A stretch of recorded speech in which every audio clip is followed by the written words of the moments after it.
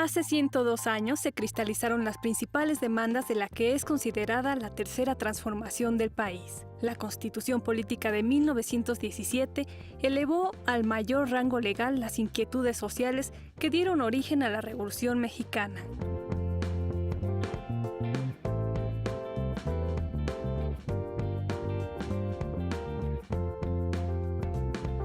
Me da mucho gusto estar aquí en Querétaro, que es parte de nuestra historia. Aquí se han llevado a cabo las tres grandes transformaciones de la vida pública de México.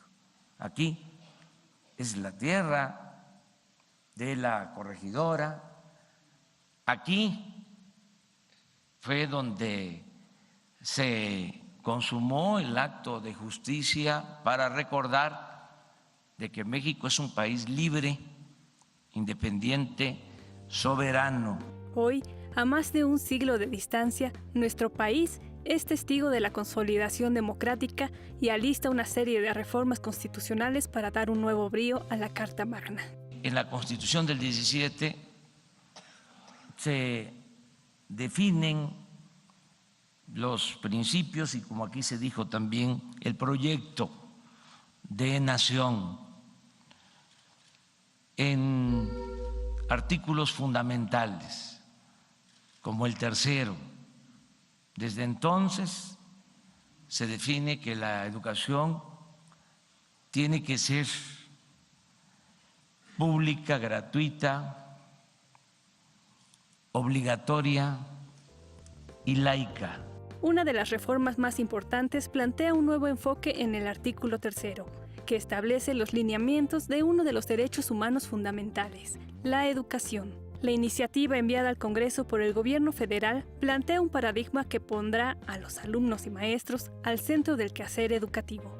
En el artículo 3 constitucional, relativo a la educación que debe impartir el Estado, que tenderá a desarrollar armónicamente todas las facultades del ser humano y fomentará en él, a la vez, el amor a la patria, el respeto a los derechos humanos y la conciencia de solidaridad internacional en la independencia y en la justicia.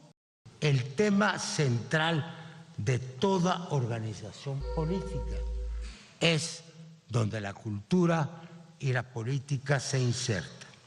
Es el tema de la educación.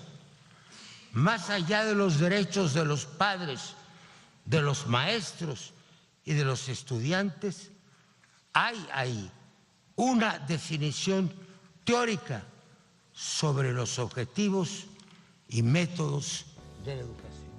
La conmemoración por el aniversario de la Constitución convocó, como hace 102 años, a los sectores protagonistas de la transformación del país. No fue poca cosa para un texto escrito por hombres que, en su mayoría, nunca antes habían leído una ley. Fue el genio del pueblo el que halló su mano y condujo su pluma. De ahí su permanencia. Los ciudadanos de aquella época comprendieron a la perfección el papel fundamental que tiene la educación para garantizar los derechos y ser la base de desarrollo y la construcción de una sociedad plena. ¿Qué es lo que le está dando nueva viabilidad a la República? La democracia, lo sucedido el día 1 de julio, eso fortaleció la grandeza de México al interior y hacia afuera. Entonces, por eso tenemos que dejar establecida la democracia como sistema político y como forma de vida, como lo establece el artículo 3 constitucional. Pero el artículo 3 constitucional no es el único que toca el tema educativo. El artículo 31 declara como obligación de todos los padres o tutores mexicanos hacer que sus hijos o pupilos asistan a las escuelas públicas o privadas de nivel primaria y secundaria y que reciban también la educación militar en los términos que indica la ley. A pesar de las más de 700 modificaciones, Hoy el espíritu de la Constitución Política de los Estados Unidos Mexicanos sigue vigente. Un día como hoy, 5 de febrero, pusieron los hermanos Flores Magón y Daniel Cabrera porque la policía porfirista había invadido el periódico y había destruido la imprenta. Unos días antes pusieron una manta que decía: la Constitución ha muerto. Nosotros podemos decir, y esto es muy satisfactorio, la Constitución no ha muerto. ¡Que viva la Constitución! ¡Que viva México!